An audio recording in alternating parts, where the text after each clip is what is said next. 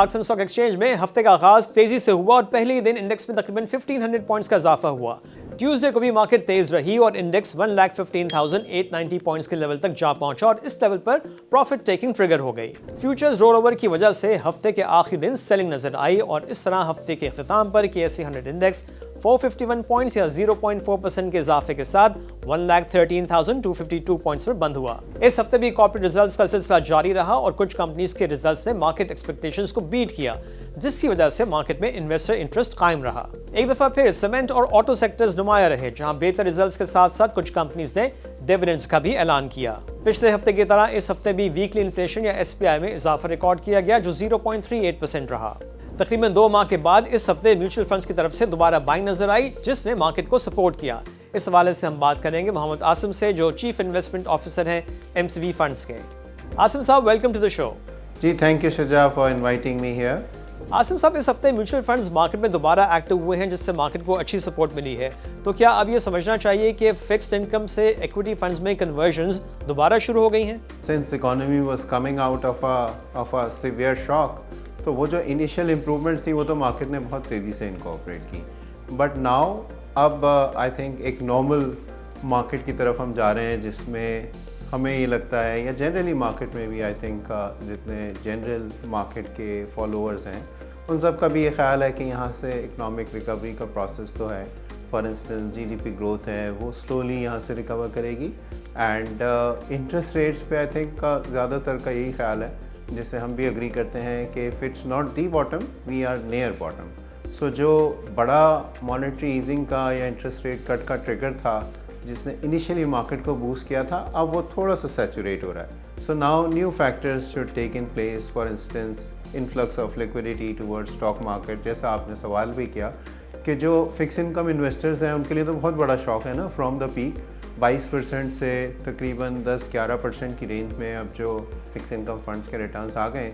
So people will of course explore new avenues. और broadly अगर हम देखें आसपास, तो आई थिंक स्टॉक मार्केट एक बेहतर एवेन्यू भी है, एनवायरनमेंट भी है। अच्छा, आपने इंटरेस्ट रेट का जिक्र किया, तो 10 मार्च को मॉनेटरी पॉलिसी कमेटी की मीटिंग है। आप क्या समझते हैं कि इस मरतबा भी इंटरेस्ट रेट कट होगा? There is I think fair amount of easing that has happened and अगर मॉनेटरी पॉलिसी कमेटी इस स्टेज पे एक पॉज ले लेती है विद अ व्यू के वो जो डेवलपमेंट्स हैं उनको फर्दर देखा जाए और उसके बाद इस ईजिंग को कंटिन्यू किया जाए, बिकॉज उनके लिए आई थिंक जो बैलेंसिंग फैक्टर मेरे ख्याल से होगा वो यही होगा कि ऑफ कोर्स कि ये जो शार्प ईजिंग है इसकी वजह से बहुत ज़्यादा एग्रेसिव ग्रोथ या इंपोर्ट प्रेशर्स ना बिल्डअप होने शुरू हो जाएँ, जो कि आई थिंक जनरली तो चीज़ें स्टेबल हैं। वी हैव नॉट सीन के बहुत ज़्यादा एक्टिविटी शुरू हो गई हो। हैविंग सेड दैट, जो रीसेंट इंपोर्ट के जो डेटा पॉइंट्स हैं उनमें थोड़ा सा प्रेशर ज़रूर नज़र आया है। सो आई थिंक वाइल इन्फ्लेशन से तो लगता है कि थोड़ा सा रूम है मॉनेटरी पॉलिसी कमेटी के बाद, लेकिन गिवन कि we have seen a sharp easing cycle already, so एक पॉज आई थिंक उसको रूल आउट नहीं किया जा सकता। अच्छा आसिम साहब, रमज़ान में चूंकि ट्रेडिंग आवर्स भी कम हो जाते हैं, तो क्या आप समझते हैं कि इनिशियली एक्टिविटी कम रहेगी और मॉनेटरी पॉलिसी और IMF के रिव्यू के बाद ही अच्छी एक्टिविटी हमको नज़र आएगी? एक्टिविटी तो आपकी बात सही है, बिकॉज रिटेल पार्टिसिपेशन कम हो जाती है, वाइल इंस्टीट्यूशनल पार्टिसिपेशन तो अपनी जगह रहती है या फॉरेन पार्टिसिपेशन अपनी जगह रहती है, बट ओवरऑल मार्केट वॉल्यूम्स पे रमज़ान में अफेक्ट होता है।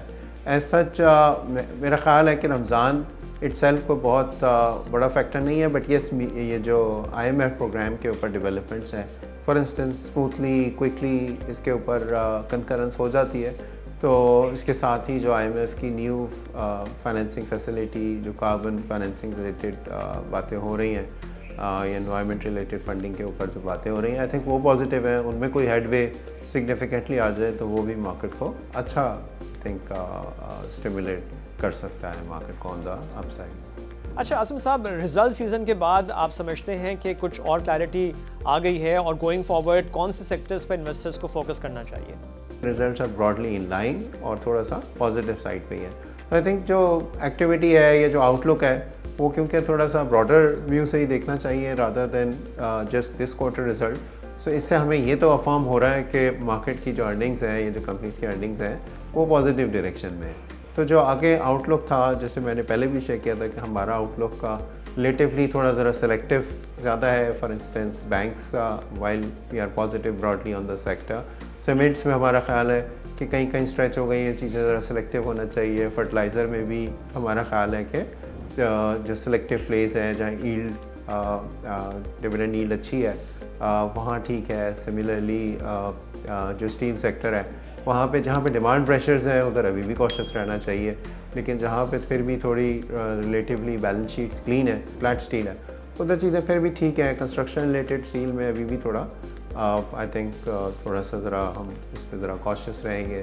सिमिलरली फार्मा में भी बहुत ज़्यादा परफॉर्मेंस आ गई है तो सेलेक्ट नेम्स पे ही ज़रा फोकस रहेगा. सिमिलरली ब्रॉडर मार्केट में भी I think value driven approach होनी चाहिए. तो I think market has the potential to positively deliver and will not disappoint, I think, generally.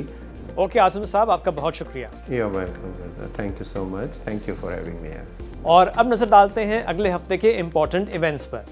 Monday को इन्फ्लेशन के नंबर्स आएंगे, इसके अलावा ट्रेड डेटा और आदमजी इंश्योरेंस के फुल ईयर रिजल्ट्स. ट्यूसडे को पेट्रोलियम सेल्स का डेटा, वेंसडे को टी बिल्स ऑक्शन है और इसके अलावा कॉटन जिनिंग और सीमेंट सेल्स के नंबर्स भी जारी किए जाएंगे.